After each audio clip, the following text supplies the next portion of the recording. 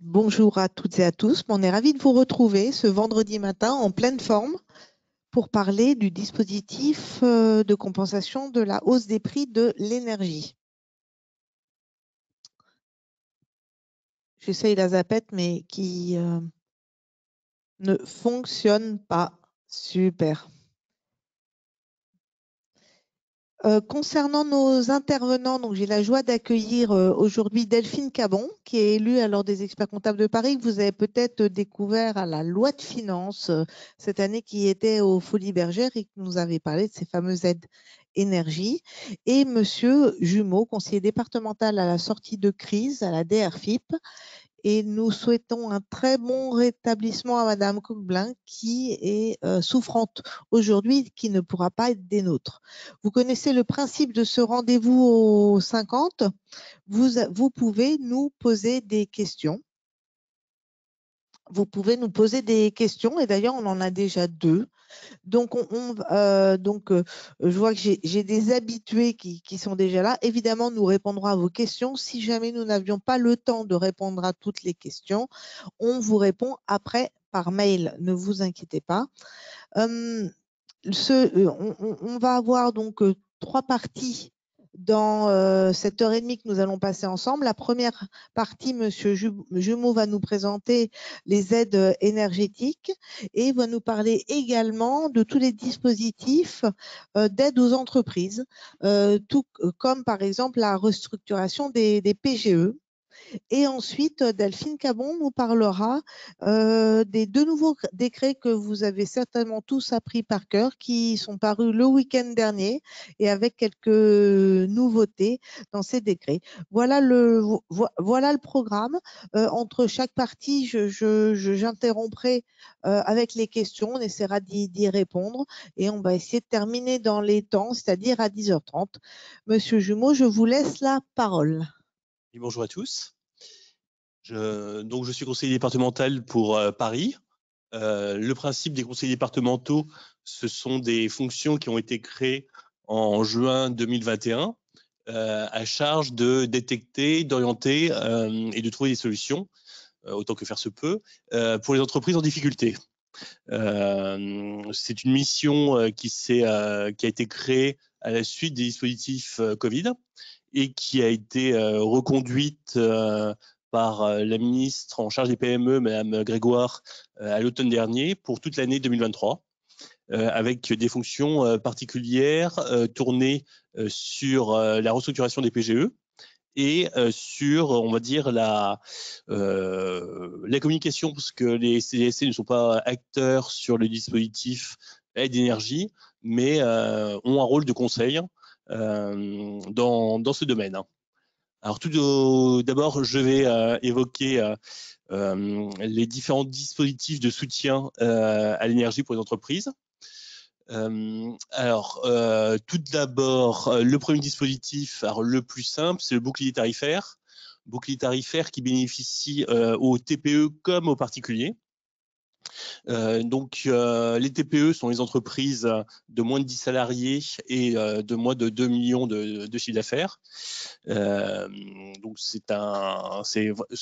concerne vraiment les toutes petites entreprises, mais avec la particularité d'avoir un compteur inférieur ou égal à 36 kVA. Alors, le dispositif du bouclier tarifaire est relativement simple. Les TPE n'ont qu'une seule chose à faire, c'est de remplir l'attestation qui est un peu précisée un peu plus tard, attestation TPE, et à la renvoyer à leur fournisseur d'énergie, qui prendra directement en compte la déclaration d'entreprise.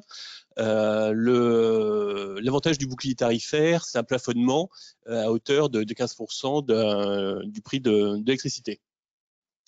Donc, c'est des modalités simples, pratiques, qui reposent uniquement sur l'envoi d'attestation. Après, le fournisseur d'énergie se retournera vers l'État pour la compensation. Deuxième dispositif, on va dire 1 bis pour les TPE, c'est l'amortisseur électricité TPE.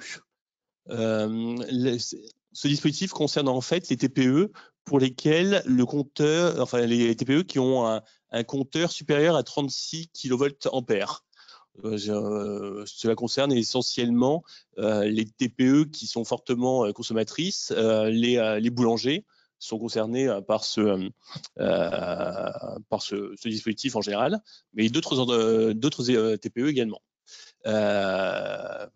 Donc pour faire simple, ce qui compte pour la TPE, c'est soit le compteur moins de 36 kVA, bouclier tarifaire, soit plus de 36 kVA. Dans ce cas-là, c'est amortisseur électricité, où il y a une prise en charge, on va dire une garantie prix, qui repose sur, on va dire, l'engagement de ne pas dépasser 280 euros par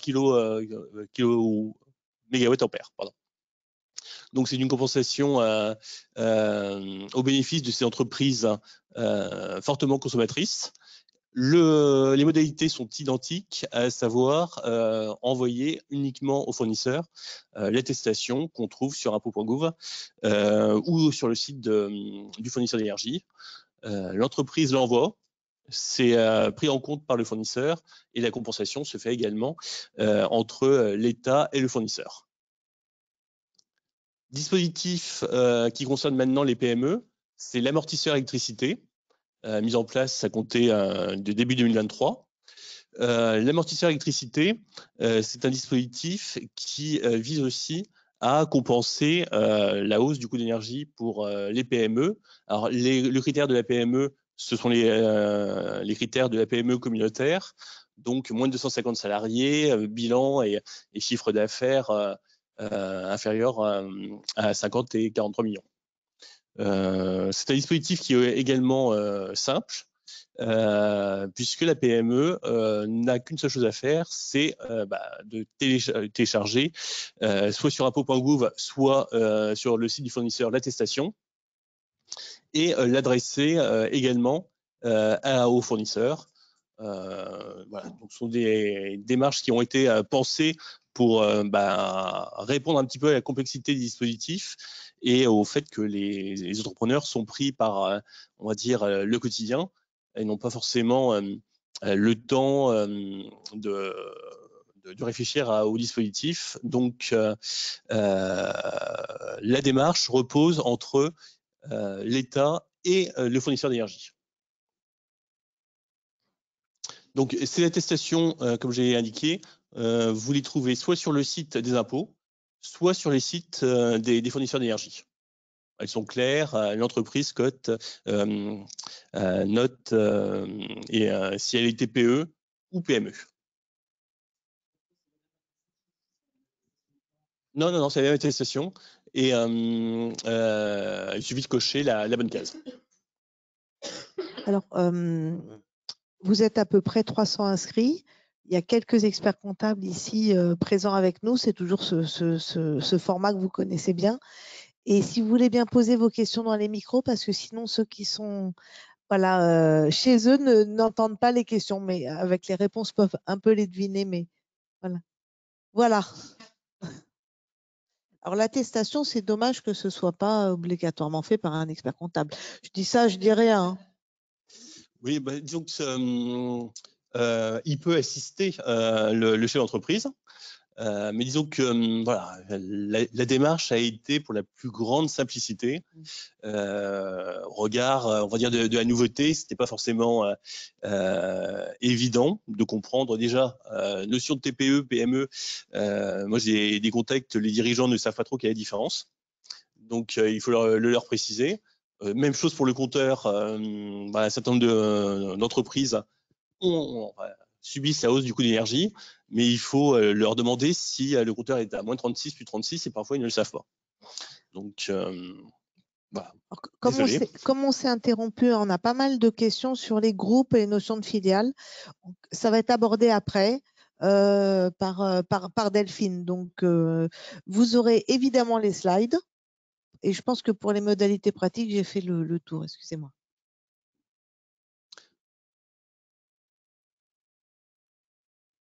Alors voilà, ces aides sont l'amortisseur et le bouclier, ce sont pour les TPE et les PME. pour les entreprises plus conséquentes. Donc les ETI, les grandes entreprises, mais également les TPE et les PME fortement consommatrices. Il y a le guichet d'aide électricité. Alors, autant les deux premiers dispositifs, bouclier et amortisseur, concernent essentiellement la relation entre l'entreprise et le fournisseur d'énergie. Le guichet d'aide, c'est une aide publique qui est versée par l'État. Les entreprises qui souhaitent l'obtenir doivent aller sur le site impôt.gouv et faire une demande en ligne sur le site. Alors le site je parle pas en connaissance de cause, mais il est bien fait, il est clair. Vous avez tous les éléments sur les pages internet, alors impôt.gouv et économie.gouv.fr. C'est une aide publique avec deux critères qui sont essentiels pour y prétendre. C'est à la fois la hausse du coût d'énergie et le rapport entre les dépenses de consommation d'énergie et le chiffre d'affaires. Alors, le rapport entre les dépenses d'énergie et le chiffre d'affaires, c'est 3%. Grosso modo, parce qu'après, il y a toujours des règles un peu plus complexes, mais si le coût d'énergie est supérieur à 3% du chiffre d'affaires 2021, l'entreprise peut y prétendre. Après, c'est la hausse du coût d'énergie qui initialement devait être supérieure, devait doubler entre 2022 et 2021. Et qui a été réduit à compter des demandes de septembre à une augmentation de 1,5. Voilà. Si la différence, la hausse entre les énergies, la hausse entre les factures entre 2021 et 2022 est, à grosso modo, soit de 1,5 en fonction des périodes, soit de 2 fois supérieure. Les entreprises peuvent y prétendre. Après, il y a une périodicité par mois, par trimestre. Alors c'est un peu au cas par cas, c'est un peu complexe. Le dispositif est sans doute, il s'agit du dispositif le plus complexe. Alors dans ce cas, il faut vraiment suivre le pas à pas qui figure sur impôt.gouv. Vous avez aussi une FAQ qui précise les différentes modalités. Voilà, ça, je reconnais que c'est pas forcément le plus simple et les experts comptables peuvent assister les entreprises qui en ont besoin. Ce qu'il faut savoir, c'est que cette aide n'est pas exclusive, elle est cumulative pour les TPE et les PME si elles répondent aux critères requis. Voilà, donc les modalités sont plus complexes, même si elles ont été simplifiées sur la deuxième partie de l'année, puisque désormais, il suffit de produire les factures d'énergie, le RIB, le fichier de calcul du montant évaluatif de l'aide et une déclaration sur l'honneur du dirigeant. Voilà. Cette aide, en fait, a été... on va dire, il y a eu 3 niveaux pour cette aide. Une aide à 4 millions, qui est l'aide qui perdure et qui est la plus simple et qui concerne l'essentiel des entreprises. Puis des aides plafonnées, alors d'abord à 25 puis 50 et désormais, ensuite à 50 et 150 millions. Donc en fonction des périodes requises. Vous avez des demandes par période. C'est un petit peu complexe, il faut suivre les périodes. Un calendrier qui est assez précis pour déposer les demandes d'aide. Voilà, donc je pense que c'est sur ce dispositif qu'il y aura le plus de questions. Le dispositif est simplifié, il n'est peut-être pas forcément suffisant, il fait suffisamment. Mais ce qu'il faut savoir, c'est que l'aide plafonnée à 4 millions, c'est une aide ouverte à toutes les entreprises répondant à ces critères. Si vous voulez bien, j'ai des petites questions, si vous voulez. Concernant ce guichet à 4 millions, comment fait-on lorsqu'on n'a qu'une facture annuelle d'électricité et que le fournisseur d'électricité ne veut pas faire des factures mensuelles? Vous divisez par 12.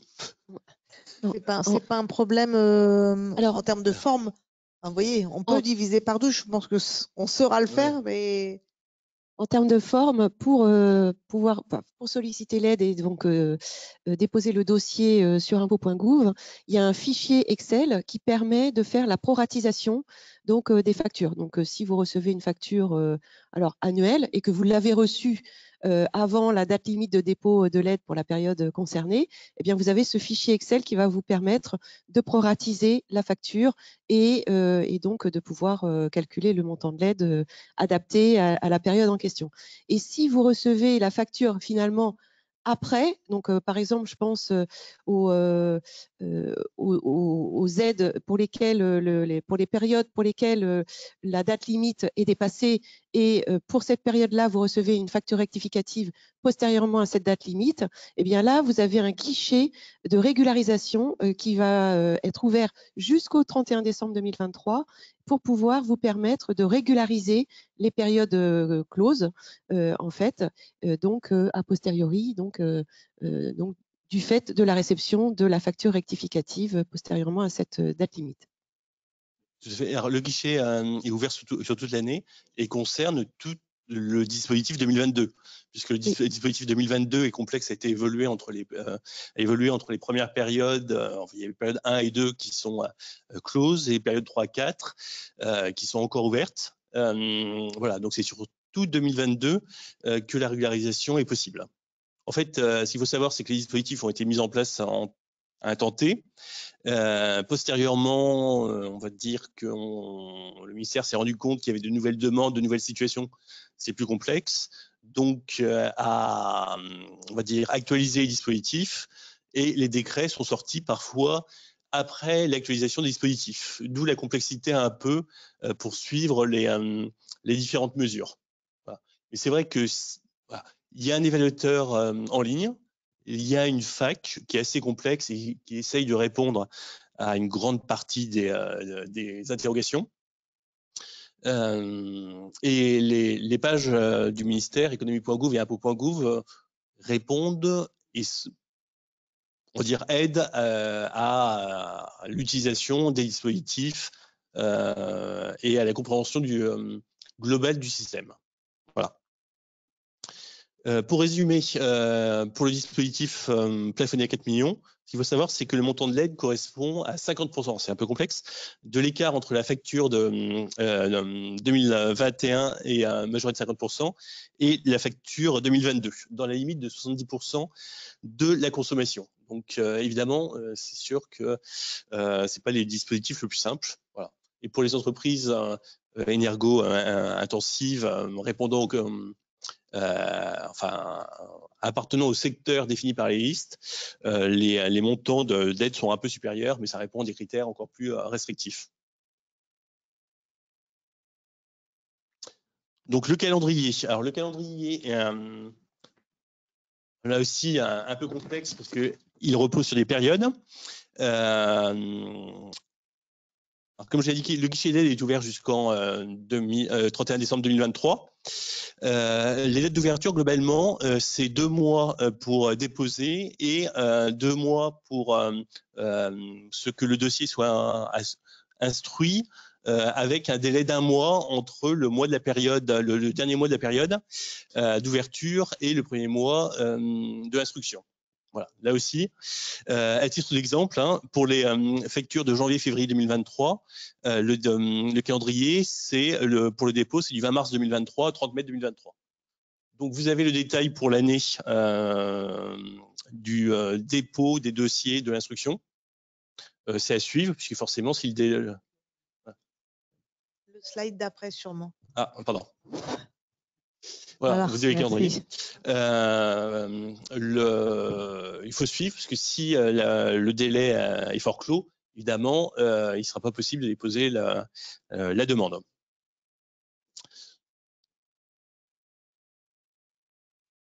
Alors, vous allez trouver ci-après une diapo qui paraît très complexe, mais qui présente l'ensemble des dispositifs. Pour résumer, parce que c'est vrai que bon, c'est le diaporama officiel. Pour faire simple, TPE, bouclier tarifaire, sauf si le compteur est supérieur à 36 kVA, où là, c'est l'amortisseur électricité garantie. La PME, c'est l'amortisseur. TPE et PME peuvent bénéficier de l'aide guichet si elles répondent aux critères de chiffre d'affaires, enfin dépenses de consommation supérieures à 3% du chiffre d'affaires et de hausse des coûts d'énergie. Et les grandes entreprises, ETI, grandes entreprises, c'est l'aide guichet. Voilà ce qu'il faut retenir quant au dispositif sur toute l'année 2023, avec la possibilité a posteriori, enfin, de régulariser les demandes de 2022.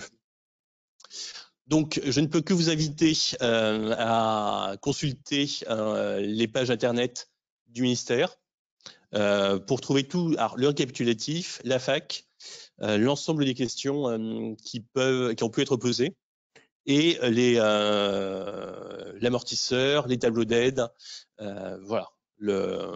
Ces pages sont mises à jour régulièrement et sont relativement complètes. Alors, si vous voulez, j'ai des petites questions. Les associations ont-elles droit à ces aides? Alors, oui. les associations, oui, elles ont droit à ces aides à partir du moment où elles réalisent une activité économique. Et ça, il y aura un slide tout à l'heure qui va détailler ce sujet. Donc, on verra ensuite. Et j'ai plusieurs questions très pratiques où on nous demande où trouve-t-on la puissance électrique du compteur? En bas de la facture. Voilà, en bas de la facture. En bas de la facture. Oui. En bas de la deuxième page. Voilà. Donc, c'est nos charmantes consoeurs dans la salle qui nous explique. Donc, ça se trouve en bas de la deuxième page de la facture d'électricité. Qu'est-ce que j'ai encore comme petite question? Ça, j'en avais plusieurs sur Bon, après, il y a beaucoup sur les filiales des groupes, hein, donc on va le traiter après. Ça, je pense qu'on y a répondu. Est-ce que les SCM ont droit à ces aides? Oui, les SCM. Société civile de moyens? Société civile de moyens. En théorie, elles n'ont pas d'activité économique. Hein. Enfin, mais peut-être aller voir la FAQ? Je pense que ça ne figure pas dans la FAQ. Non. Non, on a les SCI dans la FAQ, oui. mais les SCM, oui. C'est vrai qu'il y a souvent des groupements hein, pour les entreprises et c'est des sociétés de moyens, comme son nom l'indique. Et après, ils refacturent à leurs membres l'électricité. Et ça peut être la SCM qui est titulaire du compteur du contrat d'électricité. Après, tout dépend aussi du compteur. Je pense que c'est un compteur à 36 kVA. J'espère. Vous pourrez nous répondre après par mail et on répondra à la consoeur qui nous a posé cette question. J'ai l'impression. Donc, si la facture est au nom du dirigeant et non à celui de la société. Ça dépend si le dirigeant est auto-entrepreneur, par exemple,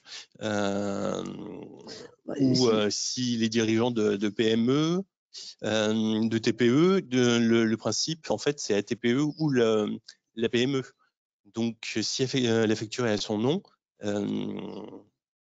ça, il faut voir avec son fournisseur, enfin, qui est titulaire du... J'imagine en fait que la question c'est un usage mixte en fait. Ça peut être la résidence principale et la personne qui travaille une partie chez elle. Et dans ces cas-là, elle n'a pas de compteur. En fait, si c'est un auto-entrepreneur, oui.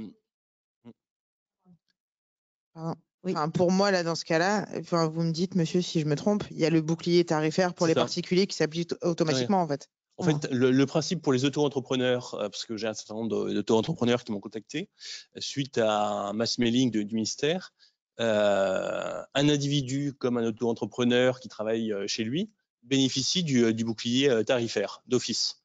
Donc, la question ne se pose pas. Il n'a même pas besoin d'adresser l'attestation. Okay. Tu nous as parlé d'un fichier Excel tout à l'heure et on me demande s'il se remplit facilement ce fichier. Alors, il y a un pas à pas sur le site impôts.gouv qui vous explique comment le remplir donc, vraiment de manière très détaillée. C'est que ça ne doit pas être très facile. Bah, en fait, il faut remplir. Il y a deux tableaux. Donc, il y a un premier tableau où on va remplir les données des périodes pour pouvoir faire la proratisation, donc pour bien s'adapter à la période sollicitée. Et puis ensuite, il y a le deuxième tableau où là, on va vraiment calculer le montant de l'aide. Et c'est ce tableau qui va être joint au dossier de demande. Si, c'est bon. Et donc là, ce qu'il faut remplir, c'est notamment le volume, le prix unitaire et puis la périodicité. Bon, normalement, c'est pas très compliqué à remplir, hein, mais il faut suivre le pas à pas. Donc, quand nous avons, ça demande un petit temps d'adaptation, c'est clair, parce que entre les factures, les documents. Mais l'idée, c'est qu'il y a quand même un accompagnement qui est apporté par le service en charge de l'actualisation des données sur impôts.gouv. Voilà, donc c'est relativement faisable. Nous, on l'a testé à titre d'exemple pour voir si c'était compréhensible. Et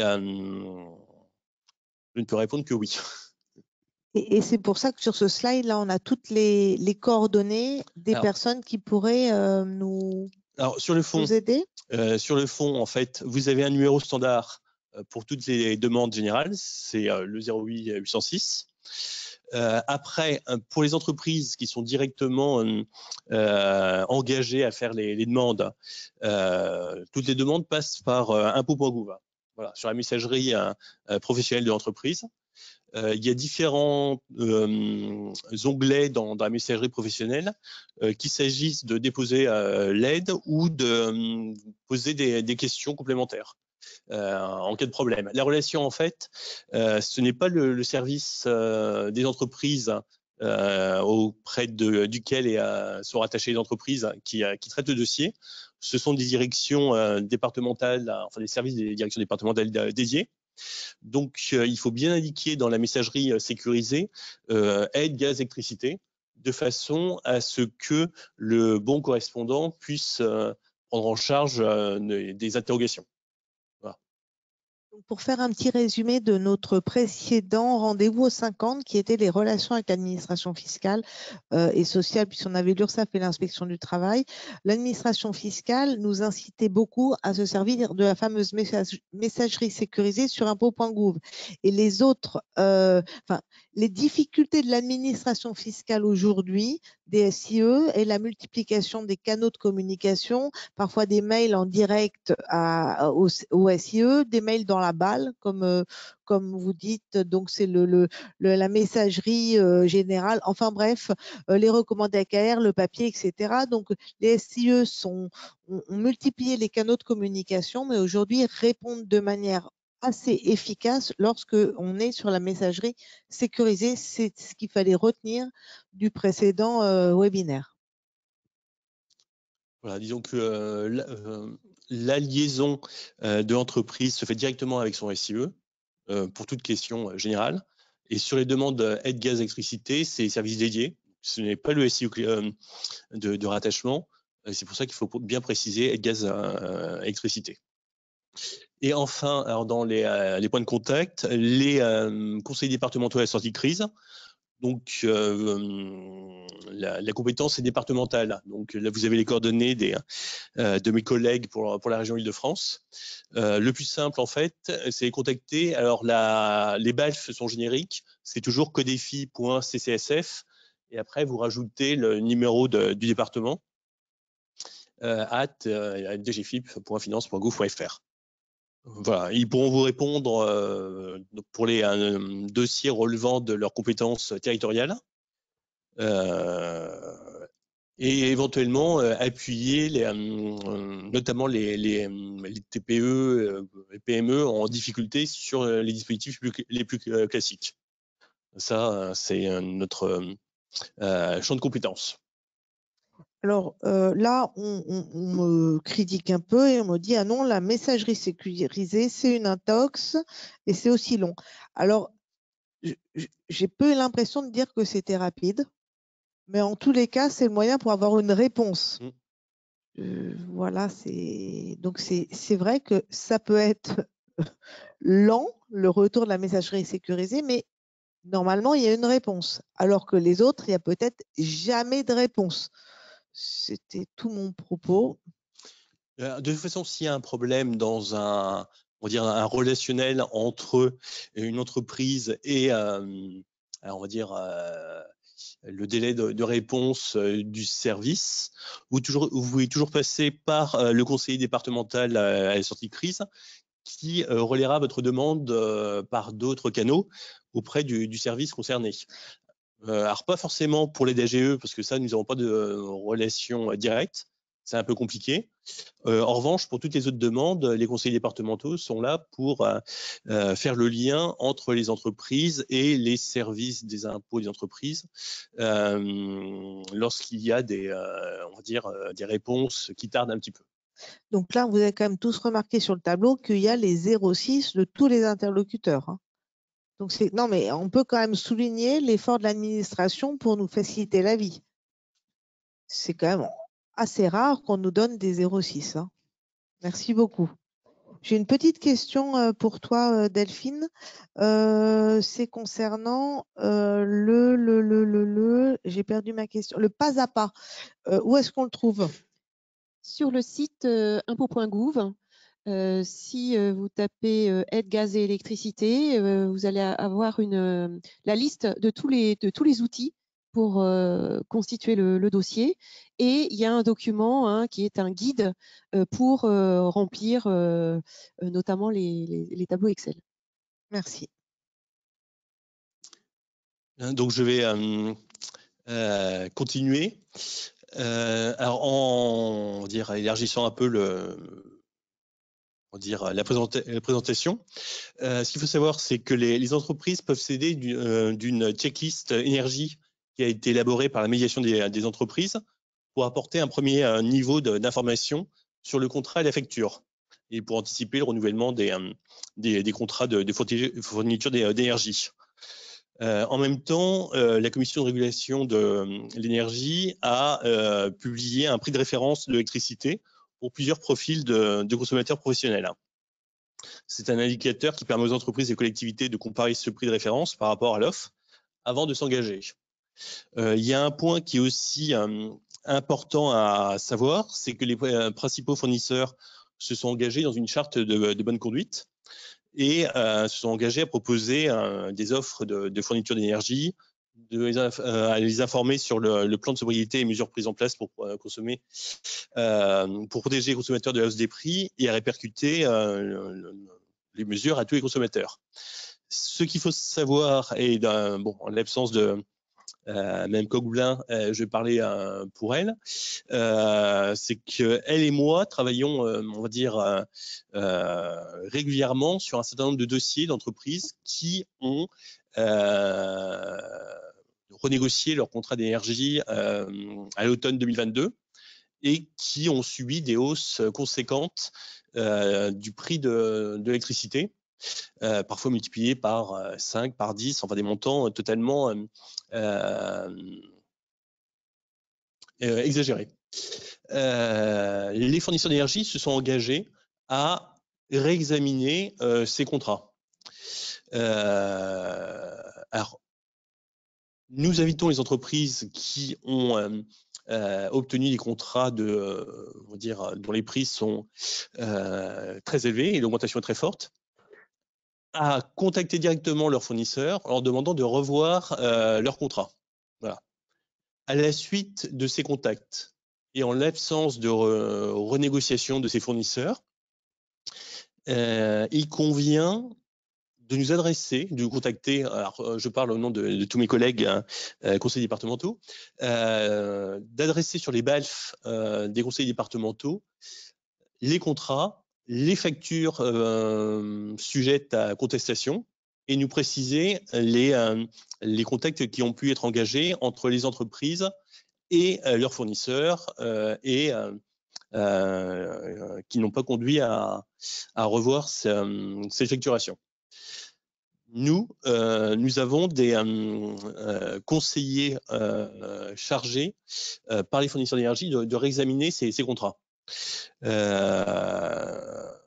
L'Adriette et plus particulièrement même Coquebin pour l'Île-de-France prendra leur attache en leur demandant de réexaminer les contrats dont les prix ont subi une hausse excessive. Donc concrètement parlant, on avait les coordonnées, le mail et le téléphone sur le slide précédent de Madame Coquebin.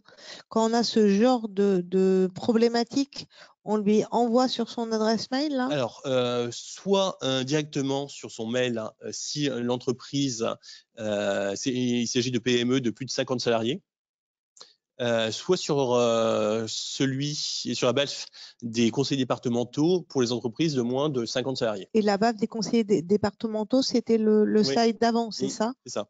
Ok. Alors, l'un ou l'autre, de toute façon, on relaie l'information entre nous. Mais c'est elle qui prend la tâche des fournisseurs d'énergie pour leur demander une renégociation des contrats. Alors évidemment, ça relève du droit privé, donc les fournisseurs et leurs clients sont dans une relation contractuelle. Mais nous attirons bien et l'attention de l'entreprise et l'attention du fournisseur sur les engagements qui ont pu être pris, qui a été annoncé par certains fournisseurs d'énergie avant la rencontre avec le ministre et qui a fait l'objet d'une charte de bonnes pratiques.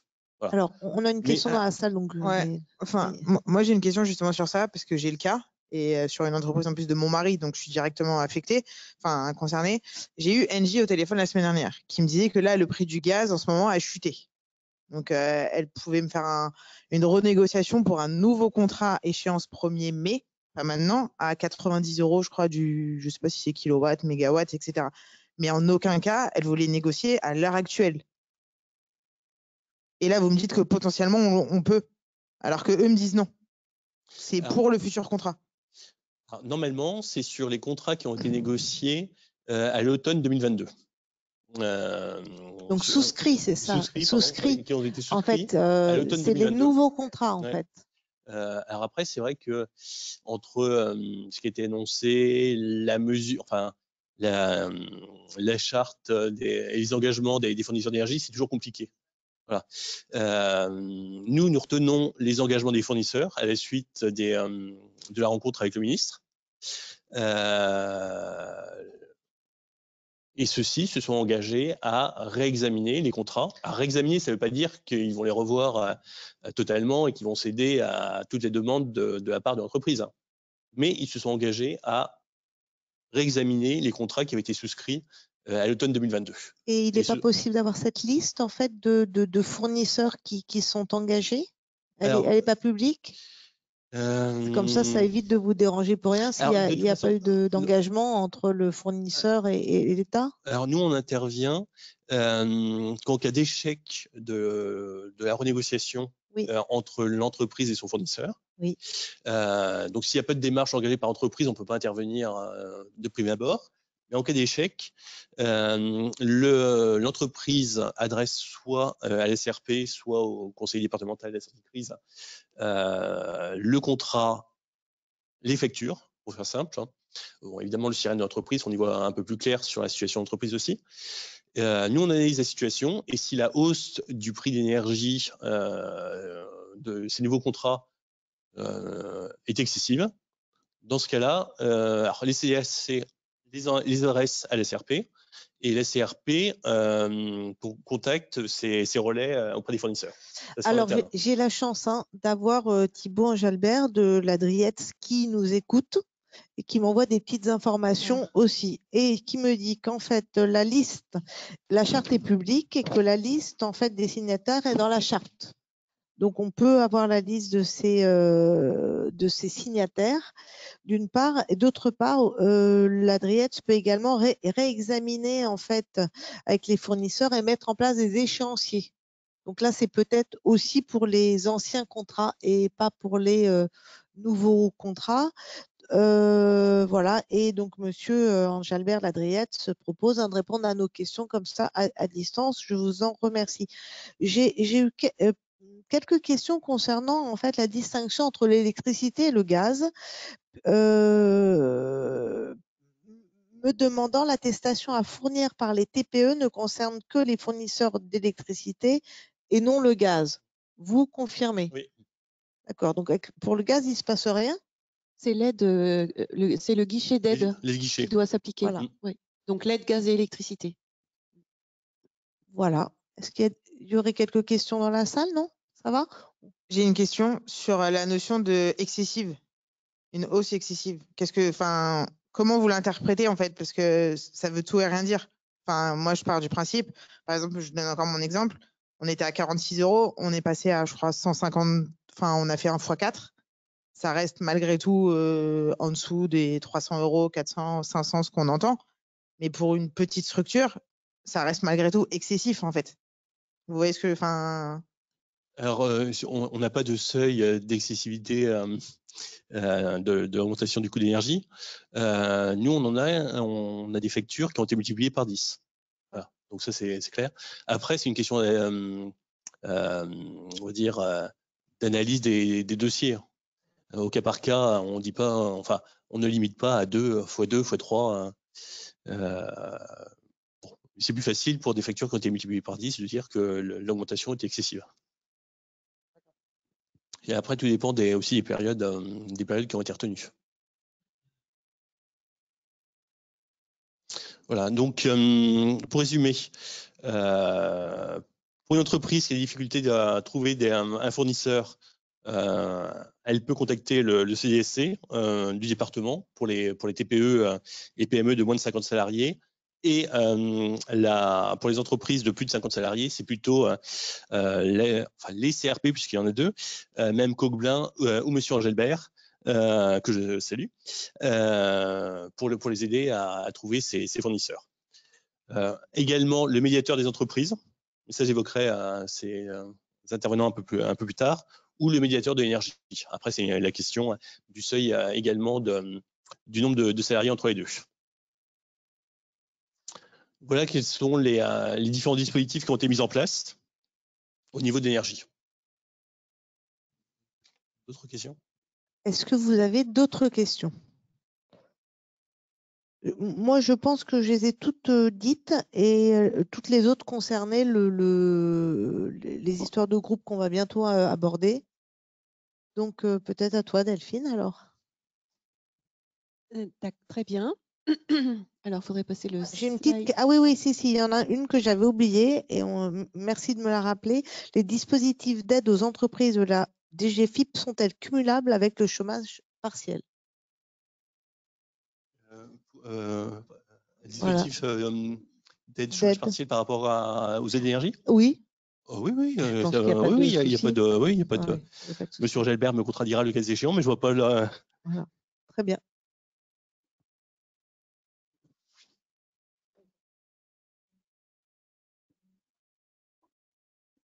Alors, donc,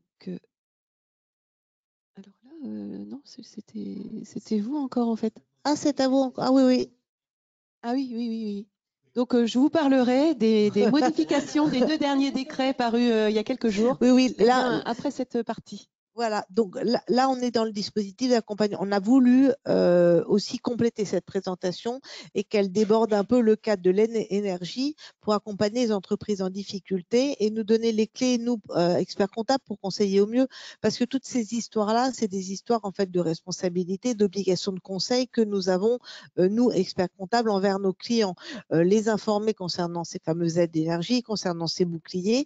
Et il existe aussi d'autres dispositifs pour aider ces entreprises en difficulté, par exemple la renégociation des PGE. Donc, on voulait vous en parler aussi aujourd'hui pour qu'on soit le plus proactif possible auprès de nos clients. Donc, en fait, je profite de cette occasion, comme vous êtes des tiers de confiance pour les entreprises, pour, on va dire, recenser de façon synthétique les différents dispositifs de soutien qui existent au bénéfice des entreprises. Alors, et pour faire la transition, je dirais que pour les entreprises qui sont impactées par la hausse du coût de l'énergie, il y a un dispositif qui est mis en place par les services fiscaux et par l'URSSAF, c'est par exemple le report des cotisations ou d'un certain nombre d'impôts. Voilà. C'est une aide parmi d'autres qui a été instaurée pour aider les entreprises à faire face à leurs problèmes de trésorerie dans le contexte actuel. Mais je suis CDSC depuis 2021. Avant, j'étais en charge du Codefi. Bon, c'est deux fonctions proches. Et donc, je suis régulièrement en contact avec des entreprises en difficulté. Et dans le cadre de ces contacts, je me rends compte que les dirigeants sont souvent, on va dire, débordés par leur activité quotidienne et n'ont pas forcément le temps de prendre connaissance des dispositifs qui existent et de solliciter les intervenants qui sont là pour les aider. Alors, vous en faites partie. D'autres interlocuteurs sont également en charge de ces fonctions. Et ce diaporama a vocation à rappeler quels sont les différents intervenants qui peuvent vous aider, qui peuvent aider les entreprises et auprès desquels vous pouvez également solliciter un appui dans la situation d'un certain nombre d'entreprises. À l'occasion de cette présentation, j'ai élaboré un petit livret synthétique qui pourrait être diffusé et qui recense à la fois les interlocuteurs, les dispositifs, voilà, qui est une sorte de petit soutien, un petit livret de soutien qui peut être diffusé, qui peut servir de rappel auprès des dirigeants d'entreprise pour leur dire qu'ils ne sont pas seuls face aux difficultés. Alors, tout d'abord, l'un des problèmes que les TPE et les PME rencontrent, c'est un souci de financement, surtout actuellement. Il est clair que les entreprises ont un besoin de trésorerie qui n'est pas forcément couvert dans le contexte de crise, de post-crise contemporaine. Et pour cela, elles peuvent trouver des appuis auprès d'un certain nombre d'interlocuteurs que sont les chambres consulaires, la Banque de France, BPI et le Conseil régional d'Île-de-France. Puisqu'on le sait bien, il y a un certain nombre de TPE qui sont créés, et éventuellement des PME, sans soutien bancaire. Donc les difficultés actuelles renforcent leur problème de bas de bilan, ce qui est assez dommageable. Alors tout d'abord, les chambres consulaires, évidemment, il y a les CCI et les chambres de métiers. Donc vous trouverez les coordonnées de la CCI de Paris et de SMA qui ont on va dire, entre autres, au bénéfice des entreprises, deux dispositifs. Un, ils ont des dispositifs d'autodiagnostic qui permettent à leurs adhérents de faire le point sur leurs difficultés. Alors, un certain nombre d'interlocuteurs ont des autodiagnostics et ils ont des conseillers, on va dire, sectoriels qui peuvent aider les entreprises à trouver des financements. Alors, pas forcément la création, puisque l'entreprise a déjà été créée, mais des accompagnements en financement sur le moyen terme, sur différentes, on va dire, en fonction des engagements des entreprises, ça peut être développement international, financement de projets. Ces conseillers ont une connaissance fine de leur secteur, des contacts, et peuvent même orienter les entreprises sur les business angels. Donc, c'est des interlocuteurs dédiés qui peuvent aider ces entreprises en recherche de financement. Vous avez aussi la Banque de France qui accompagne plus particulièrement les TPE. Les toutes petites entreprises ont, alors c'est sans doute une caractéristique française, un problème de financement au départ et souffrent d'une sous-capitalisation qui est assez constante. Le nombre de TPE que je vois et avec lesquels je suis en contact, dont le capital social est de 500 ou 2000 euros, forcément ces entreprises, face à des difficultés économiques, vont se retrouver très rapidement au bout d'un an avec des capitaux propres négatifs et n'auront plus de solution de financement puisque toutes les portes leur seront fermées à ce moment-là. Donc, la Banque de France peut les accompagner à trouver des financements en amont des difficultés. Il ne faut pas hésiter à les contacter. Voilà, j'ai une petite question. Vous nous avez parlé d'un livret. Est-ce que vous nous avez mis le lien pour l'obtenir? Il vous sera diffusé sur demande. Je pense que vous pourrez l'adresser par mail. Donc à ce moment-là, vous nous le demandez et on va vous l'adresser. Les slides, oui, vous me demandez tous. Évidemment, ils seront envoyés à disposition. Pour le contact avec la Chambre des métiers, c'est la Chambre des métiers de Paris ou de sa région?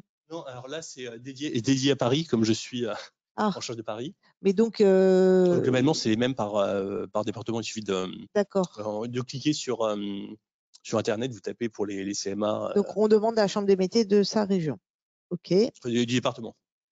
De son département. C'est-à-dire qu'en fait, la Chambre de commerce de Paris est régionale maintenant. Là, c'est la Chambre des métiers est aussi régionale, mais il conserve des antennes départementales. Très bien, merci. Ah, je crois qu'il y avait une petite question pour monsieur Ange-Albert.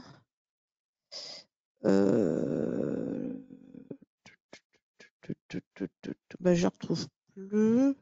Ah oui. Donc, concernant le chômage partiel, en fait, la question de la consoeur était la suivante parce qu'elle a reçu elle a demandé en fait un dossier d'aide pour un client pressing et la DRIETS lui aurait répondu qu'elle n'aurait pas le droit au chômage partiel et au dossier d'aide. Voilà, donc je propose que M. Ange-Albert peut-être nous fasse une réponse à ce sujet qu'on communiquera à la consoeur. Donc, vous voyez qu'on vous a mis beaucoup de contacts parce que souvent, pour nous, experts comptables, c'est ça le souci. On ne sait pas à qui demander. Donc, on vous explique tous ces contacts. On va peut-être passer un petit peu rapidement parce que sinon, j'ai peur après qu'on soit plus dans les temps. Alors, autre interlocuteur pour les entreprises qui ont des difficultés à trouver des financements auprès des banques, BPI France, qui a l'avantage d'être, on va dire, de ne pas demander de garantie aux dirigeants. Voilà, et qui a tout un système d'offres de financement, de la création à l'extension, au développement. Elle finance le bas de bilan, le haut de bilan. Donc, c'est un interlocuteur dédié et peut-être plus ouvert que certaines banques actuellement. Également, le Conseil régional d'Île-de-France, dont c'est une des compétences et qui a un certain nombre de dispositifs pour les TPE, les PME. Donc, ça répond à des appels à projets. Donc, c'est aussi un interlocuteur dédié pour les entreprises qui sont en recherche de financement. Voilà, pour les différents dispositifs de financement privé. Après, il y a aussi un accompagnement public pour les entreprises en difficulté. Alors, je vais parler à deux voix. Comme j'indiquais, pour les entreprises, les PME de plus de 50 salariés et à, on va dire, dominante industrielle, c'est les services de la DRIETS et des CRP, donc M. Ange-Albert qui est présent, Mme Coquelin, qu'il faut contacter. Ce sont les interlocuteurs dédiés pour les entreprises de plus de 50 salariés. Pour les entreprises de moins de 50 salariés, alors bon, pour Paris, c'est moi. Et pour les autres départements de la région Île-de-France, c'est les interlocuteurs qui étaient sur la slide précédente. Voilà. Donc, nous avons vocation à, on va dire, analyser les difficultés des entreprises et les orienter vers le meilleur interlocuteur ou trouver la solution idoine pour les aider à faire face à ces difficultés. Donc, il ne faut pas hésiter à nous contacter. Nous essaierons d'y répondre au mieux. Sachant que pour on va dire pour le ministère des Finances, il y a deux dispositifs qui ont été mis en place. Des dispositifs qui préexistaient, mais dont les actions demeurent, par le biais du Codéfi, qui est présidé par le préfet de la région Île-de-France et qui a vocation à analyser les problèmes de financement des entreprises. Voilà. Pendant les crises Covid, le CODEFI a accordé des prêts pour les petites entreprises. Ça, c'était moi qui menais l'instruction, ou des prêts à taux bonifiés et des avances remboursables. Et là, c'était les services de Adrietz qui assuraient l'instruction. Donc, actuellement, nous n'avons plus d'aide financière à apporter, mais nous pouvons toujours orienter les entreprises vers les interlocuteurs les plus dédiés pour faire face à ces difficultés. Autre solution, la CCSF, qui propose un plan d'apurement des aides fiscales et sociales. Donc ça, c'est la CCSF est un service de la direction régionale des finances. À partir du moment où une entreprise est à jour de ses obligations déclaratives, fiscales et sociales, et à jour du paiement du PAS pour les services fiscaux et des parts salariales pour l'URSSAF, on peut examiner les difficultés de paiement des obligations, enfin du passif fiscal et social, et proposer des plans d'appurement sur une durée relativement longue, alors 24-36 mois en moyenne, voire 48 pour les cas les plus conséquents. L'URSSAF fait la même chose directement. Donc il suffit de la contacter. On va dire les conditions sont les mêmes, hein, respect des obligations déclaratives, paiement du PAS, mais elle peut proposer des plans d'appurement du passif sur une durée longue. Et pour les entreprises impactées par la hausse du prix de l'énergie, accepter un report du paiement des échéances. Il faut voir directement avec elle sur le site ursaf.fr et en contactant l'URSSAF sur le site, on va dire, sécurisé de l'entreprise. L'URSSAF apporte aussi des aides aux dirigeants en difficulté, donc c'est un élément, on va dire, un petit plus qu'elle peut offrir aux dirigeants à titre personnel. Et enfin, l'Adrietz, qui apporte aussi un soutien, alors en chômage partiel, en termes d'appui aux entreprises en difficulté. Il y a tout un panorama de dispositifs qui existent et donc, que vous retrouverez dans le petit livret qui vous sera adressé. Alors, quant au cumul d'énergie et activité partielle, M. Angelbert nous répond qu'en fait, l'idée générale avec les aides des GFIP permettent d'assurer l'équilibre économique et qu'en fait, l'activité partielle ne serait le régime qu'en dernier recours. En fait.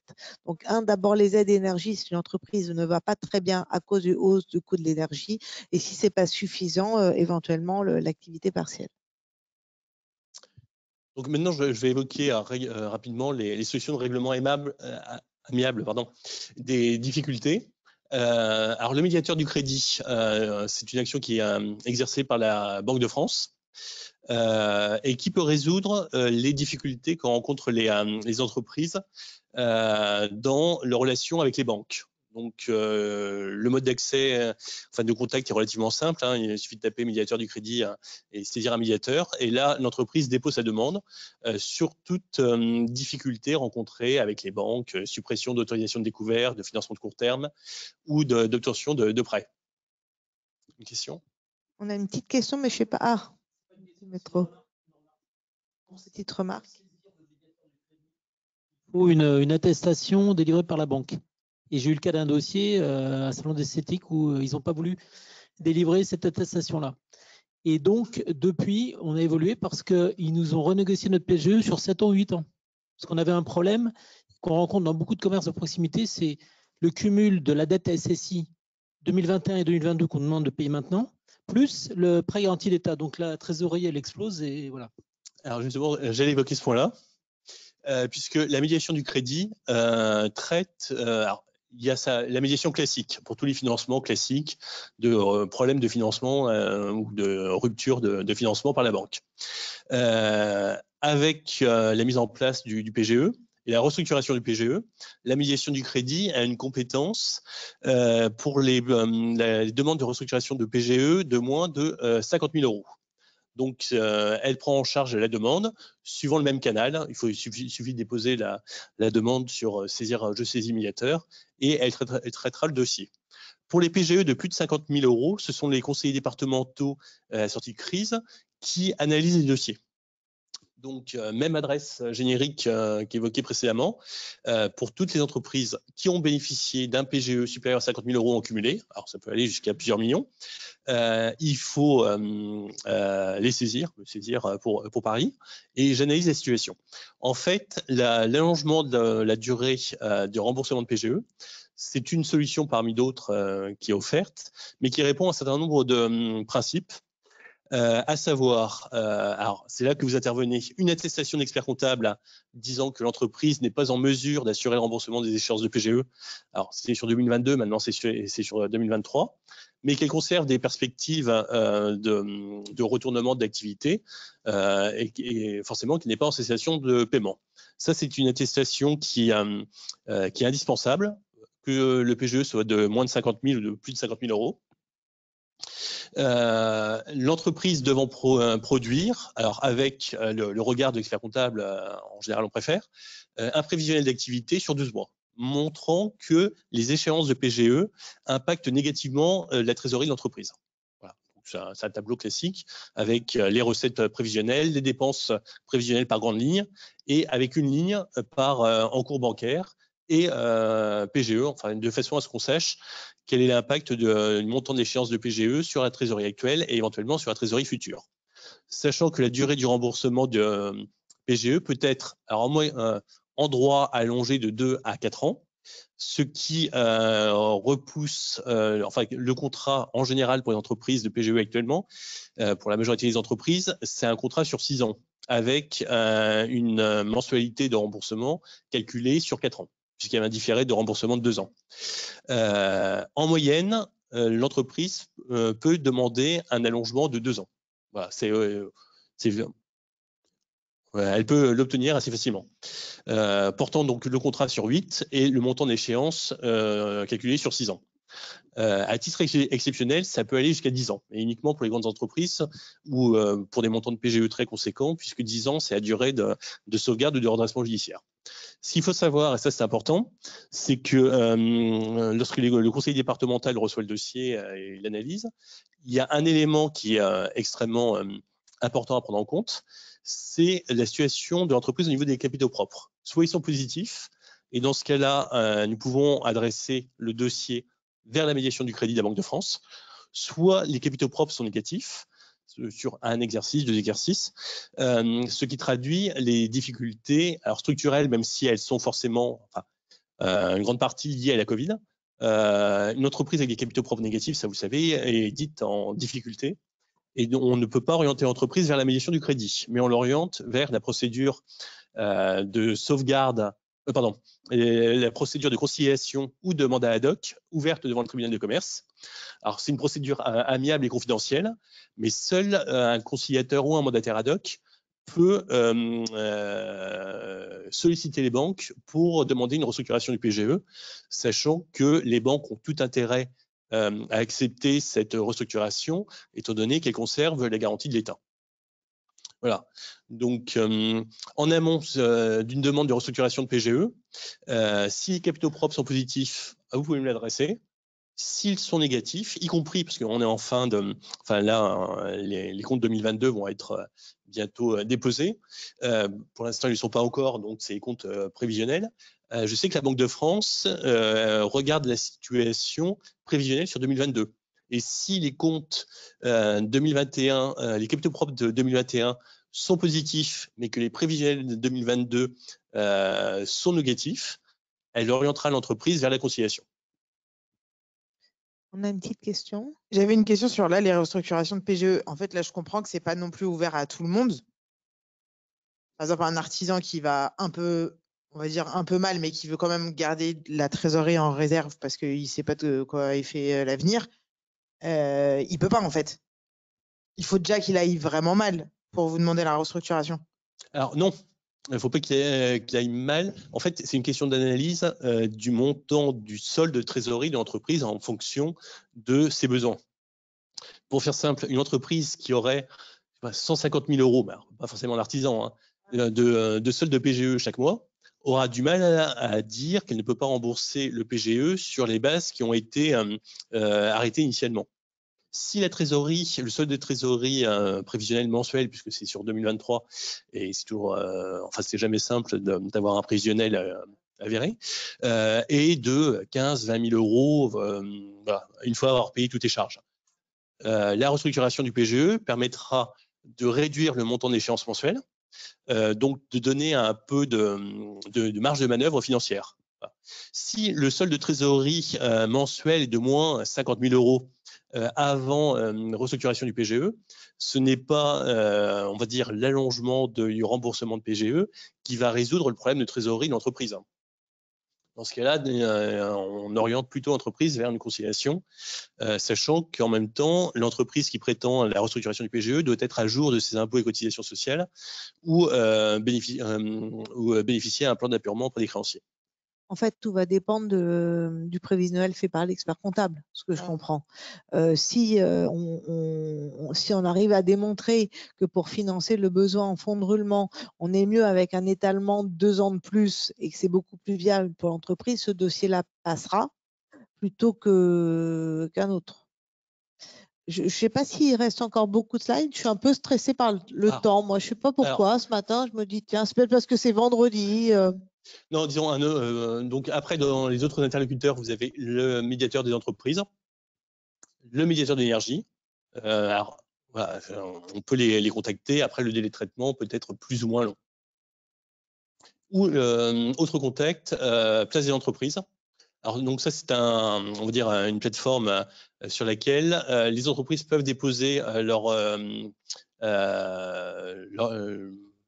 demande de soutien auprès des chambres consulaires, de la Banque de France, de la DRFIP. Et c'est une mise en relation qui permet aux meilleurs interlocuteurs de répondre aux difficultés de l'entreprise. Enfin, là, je vais être très rapide, et ce sera davantage détaillé dans le livret. C'est toutes les procédures d'accompagnement des entreprises par le tribunal de commerce. C'est une solution qui fait peur aux dirigeants. Néanmoins, c'est une procédure, c'est une solution à privilégier dans un certain nombre de cas, qu'il s'agisse de difficultés conjoncturelles ou plus structurelles. Le conciliateur, le mandataire ad hoc, voire la procédure de sauvegarde ou de redressement judiciaire, ce ne sont pas que des solutions qui doivent effrayer les dirigeants, mais qui doivent être perçues comme des solutions qui protègent l'entreprise. Mieux vaut saisir le tribunal de commerce suffisamment tôt, notamment lorsque les difficultés sont confirmées, et demander à bénéficier d'un plan de sauvegarde que trop tard. Le redressement judiciaire offre des solutions. Si la situation n'est pas dégradée, nombreuses sont les entreprises, Dieu merci, qui bénéficient d'un plan de continuité et au bout de 10 ans s'en sortent par le haut. Lorsqu'une entreprise dépose trop tard une demande devant le tribunal de commerce, malheureusement, il y a un risque de liquidation qui se concrétise. Alors pour celles et ceux passionnés par ces sujets, on a fait à Paris des ateliers qu'on appelle MVP, mieux vaut prévenir. Vous avez la saison 1 qui est disponible sur YouTube, qui sont animés par des avocats et administrateurs judiciaires et souvent les élus en charge de ces domaines-là de prévention des entreprises, où on vous explique tout. Et là, vous pouvez aussi poser des questions concernant tous ces dispositifs intéressants de procédurales, de sauvegarde, etc. Juste une remarque très rapidement, mais vous l'avez peut-être évoqué. Je crois qu'on peut saisir le tribunal de commerce pour restructurer le PGE sur une durée beaucoup plus longue que la normale. Je crois qu'on peut faire ça en direct, puisque il me semble que c'est une mesure qui avait été prise il y a 1 an ou 1 an et demi. Je sais plus. Alors, normalement, la restructuration du PGE, c'est soit la conciliation, soit le mandat ad hoc. Pour allonger le plan. Et après, la restructuration du PGE, ça peut faire l'objet des mesures du plan de sauvegarde ou de redressement judiciaire. Et dans ce cas-là, c'est sur 10 ans. Oui, mais je crois qu'il y avait une procédure spéciale qui avait été mise en place avec le tribunal de commerce, uniquement pour… Ah, peut-être, moi je ne me souviens plus. Quoi qu'il en soit, la grande différence entre procédure amiable et mandat ad hoc, hein, c'est la confidentialité, et le reste, c'est des procédures publiques. Et là, ça fait toute la différence. Hein. Quand c'est marqué hein, sur le cabis de nos clients qu'ils vont mal, souvent ça leur ferme la porte à tout, il n'y a plus de clients, il n'y a plus rien, les appels d'offres, c'est fini. Donc ça, c'est la grande chose à voir. Et donc on est toujours très très bien resté dans ces procédures confidentielles de renégociation de PGE, de renégociation de dette, de tout, plutôt que d'avoir le pied en procédure collective. Alors quand on est en état de cessation des paiements, évidemment c'est une obligation, je vais rappeler un peu nos obligations, mais dès qu'on peut l'éviter, et cette notion de état de cessation des paiements, elle est évidemment fluctuante et variable puisqu'elle dépend de l'exigibilité du passif. Et dès qu'un passif est négocié, il n'est plus exigible, donc l'entreprise n'est plus en état de cessation des paiements. Mais donc ça, voilà, je vous invite à nous suivre dans nos ateliers, mieux vaut prévenir. On va te passer la parole, Delphine, maintenant. Là, tu vas nous parler des groupes, des 2 derniers décrets et donc des nouveautés de ces aides énergie. Oui, tout à fait. Alors, tout d'abord, si on commence par les 2 décrets qui sont parus le week-end dernier et qui ont apporté quelques précisions en ce qui concerne le bouclier tarifaire et l'amortisseur, notamment pour les TPE. Et puis également, on a eu des précisions par rapport à la notion de seuil, et ce qui va nous donner l'occasion de faire un petit point sur les questions que vous avez posées, notamment la prise en compte du groupe ou pas, donc pour le calcul des seuils. Alors tout d'abord, en ce qui concerne, alors voilà, j'ai choisi de vous le présenter par rapport à la puissance des compteurs. Voilà, donc de faire un petit rappel, les TPE dont le compteur est inférieur à 36 kVA, donc à quoi ont droit ces TPE? Eh bien, celles qui sont au tarif réglementé, eh bien là, elles peuvent bénéficier donc automatiquement du bouclier tarifaire. Là, il n'y a aucune démarche à faire. Et puis, si jamais elles sont en contrat offre de marché, c'est-à-dire au tarif non réglementé, et eh bien là, elles vont pouvoir bénéficier d'un bouclier tarifaire sur la partie du prix réglementé qui est qui est dans le calcul de leur tarif. Et puis au-delà eh bien d'une bonification du bouclier tarifaire donc qui est prévu donc par ce nouveau décret et qui permet d'avoir un prix plafonné à 230 € du mégawattheure. Et puis pour les TPE dont le compteur est supérieur à 36 kVA, eh bien là, en ce qui concerne le tarif réglementé, bon, les TPE ne peuvent plus accéder depuis déjà quelque temps à des tarifs réglementés pour ces puissances de compteur. Et donc pour les contrats en offre de marché, donc tarifs non réglementés, on a l'amortisseur électricité qui s'applique, et on va vous donner un exemple juste après. Et puis donc eh bien, une bonification de l'amortisseur qui est prévue et qui permet donc de bénéficier donc également d'un plafonnement à hauteur de 230 € du kilovoltampère. Et donc là, tout ça, c'est des nouveautés, Delphine, non? Où sont les nouveautés? Alors, les nouveautés, donc c'est par rapport aux bonifications de l'amortisseur. Alors, on va voir par exemple ici un exemple. Donc, jusqu'à présent, l'amortisseur, il permettait d'obtenir un plafonnement du prix sur la moitié, 50% des volumes, et donc un plafonnement à hauteur de 180 € du mégawattheure. Et donc, le nouveau décret permet d'avoir un complément, donc une bonification de cet amortisseur qui est calculé sur 100% des volumes avec une limite, donc un plafond sur les 230 €, donc ce qui permet à la TPE donc de limiter son prix à hauteur de 230 € du mégawattheure. Voilà, donc c'est ça la nouveauté donc pour les TPE. Ça s'applique uniquement aux TPE ici qui ont un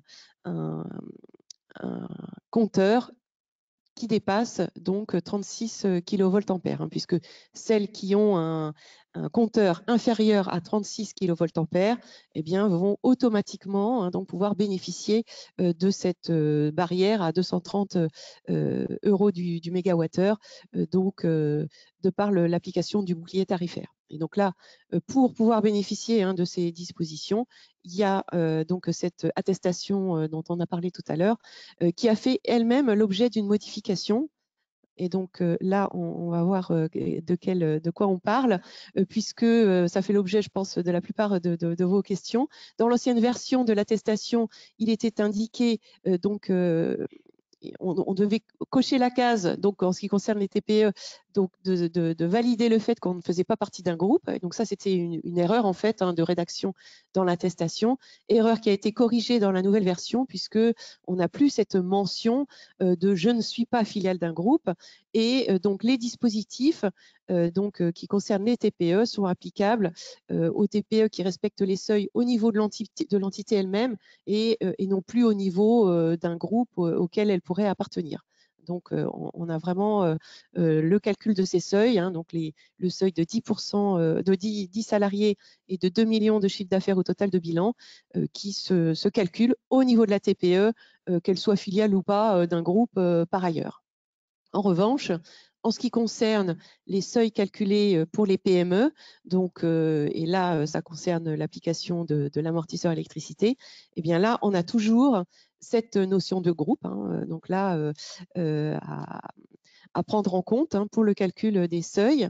Et donc là, ça fait l'objet de cette question que l'on nous pose également, puisque pour cette notion de PME, donc qui permet l'application de l'amortisseur, il est fait référence dans le décret à l'application du règlement européen qui indique que pour calculer ces seuils, soit on prend en compte uniquement l'entité seule, donc si elle ne fait pas partie d'un groupe, donc si elle est autonome. En revanche, si elle fait partie d'un groupe, donc par exemple si elle a des filiales à plus de 50%, détenues à plus de 50%, ou si elle-même elle est détenue à plus de 50% par une autre société, eh bien là, pour le calcul des seuils de la PME, on va cumuler les différents seuils, donc les effectifs et le chiffre d'affaires au total de bilan pour déterminer si on dépasse les seuils de 250 salariés et de chiffre d'affaires de 50 millions d'euros ou total de bilan 43 millions d'euros. Et puis si on a des entités avec lesquelles on est partenaire, c'est-à-dire on a des pourcentages de participation compris entre 25% et 50%, et bien là, on va procéder à un petit calcul, comme figure sur ce slide, pour déterminer si au niveau du regroupement de ces entités, eh bien, on dépasse les seuils de la PME ou pas. Donc voilà pour ce point par rapport à cette notion de groupe qui encore une fois ne s'applique que dans le cadre des seuils de la PME et non plus pour l'application des seuils de la TPE, comme je le disais, donc ce qui est une nouveauté de ces derniers décrets de la semaine dernière.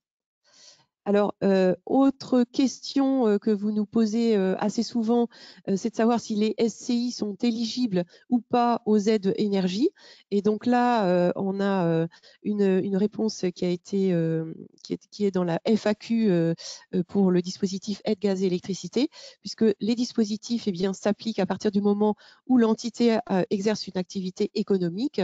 Et donc là, cette notion d'activité économique est définie dans la FAQ, puisqu'il s'agit des SCI de construction, vente, d'attribution ou de location.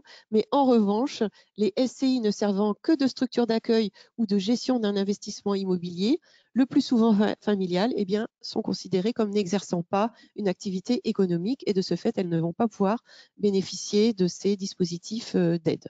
Donc, à partir du moment où la SCI exerce une activité économique, on va se poser la question des seuils. Donc, est-ce que c'est une TPE ou pas, et donc là, en fonction de ces critères, on va donc pouvoir, elle va pouvoir bénéficier des différents dispositifs en fonction. Et puis, dernier point, en ce qui concerne les associations, eh bien là également, on va se poser la question de l'exercice d'une activité économique ou pas, hein, donc pour cette association. Et de la même manière, si elle dépasse ou pas les seuils de la TPE ou PME, eh bien, elle va pouvoir bénéficier donc des dispositifs d'aide. Et également, le dispositif de l'amortisseur électricité va pouvoir malgré tout s'appliquer pour les associations qui n'exercent pas d'activité économique dès lors que elles sont financées donc à plus de 50% par des financements publics. Voilà. Et donc là, elles vont pouvoir donc bénéficier de cet amortisseur électricité. Alors j'ai deux petites questions, mais je pense tu y as déjà répondu, mais on va faire un peu de pédagogie. Donc la SCI qui est en location nue, en revenu foncier, n'est pas éligible. Alors, si elle exerce une activité de location, elle exerce une activité économique. Ah, donc elle est éligible. Pour moi, elle est éligible, puisque il y a des revenus à de la location. société ou en revenu foncier. Oui, pour moi, le régime d'imposition n'a pas d'impact. Ok. Oui. Donc une SCI, c'est une activité économique. Oui, si une SCI qui fait de la location. Oui, qui loue. Oui, qui loue. La SCI qui ne loue pas et qui pourrait avoir, par exemple, des personnes à titre gracieux, il n'y a pas d'activité économique. Exactement. Donc on n'a pas droit au. Tout à fait. Oui. D'accord. Ok. Et... Voilà. Donc voilà, slide sur la SCI, on nous demande là ça dans la salle. Et donc ça n'a pas d'importance en fait qu'elle ait opté ou pas à l'IS. Non, ça n'a pas d'importance. C'est une question de nature de critères économiques. Exactement. De l'activité. C'est l'activité qui compte. Oui. Et je rebondis sur votre propos. Oui. Une activité de location meublée exercée en nom propre, elle est totalement éligible puisque c'est une activité économique. Oui. Oui, mais là c'est pas exactement des particuliers. Puisque là, c'est on n'est plus en SCI. On est sur une activité commerciale. On n'est plus en SCI. Oui, là, on est en BIC location meublée. Voilà. Oui, et donc là, il y a généralement le bouclier qui va s'appliquer. Oui. Alors moi, j'en ai terminé. Tu as fini ta présentation. Oui, tout à fait. C'est parfait, mais on est super on time. Il est 10h27. Je ne sais pas si vous avez dans la salle quelques questions encore. Non, a priori. Donc évidemment, vous aurez tous les slides. C'est enregistré. Vous pourrez revoir également en replay sur notre site internet et vous allez dans le petit onglet tout en bas qui s'appelle Vidéothèque. J'ai découvert ça il y a une semaine. Et je voulais simplement vous remercier tous les deux pour vos présentations. Merci beaucoup pour toutes ces listes de contacts parce qu'on en a vraiment besoin. Souvent, c'est vraiment ce qui pêche chez nous, à qui demander et avoir la réponse qui va bien. Et je voulais aussi faire la publicité pour notre prochain rendez-vous parce que nous allons avoir la grande chance de fêter ensemble cette Saint-Valentin. Et donc, mardi prochain, je vous invite à 9h du matin, 8h30 pour venir prendre un petit café. Si vous voulez venir nombreux, ça serait super sympa parce que comme ça, on pourrait partager ensemble et partager le thème que nous adorons en ce moment, qui est le thème du guichet unique. Et voilà, ça rigole beaucoup dans la salle. Alors, nous avons deux invités de choix pour ce guichet unique. Louis Hameau, qui fait partie de la DGFIP et qui va nous expliquer dans des finances chargé de projets au niveau simplification, au niveau donc de Bercy et des formalités juridiques. Louis Hameau et Lauriane Ricard, qui connaît par cœur le guichet unique. Je ne sais pas si vous la connaissez. L'objectif de ce webinaire, c'est de nous dire ce qui fonctionne, ce qui ne fonctionne pas, et lorsqu'on a telle ou telle démarche à faire, nous allons aller où? Sur le guichet unique, sur le guichet entreprise, sur le plan B, enfin bref, voilà. Donc un atelier très pratico-pratique de comment on fait aujourd'hui, nous, experts comptables, pour faire les formalités de nos clients et pour être le plus opérationnel possible, et un peu de prospective avec Monsieur Humeau qui va nous expliquer les avancées de demain et d'après-demain. Merci à vous tous de votre attention. Et puis pour ceux qui sont là, on peut prendre un petit café ensemble. Et puis pour les autres, tant pis pour vous. Merci beaucoup et très très bon week-end. Au revoir.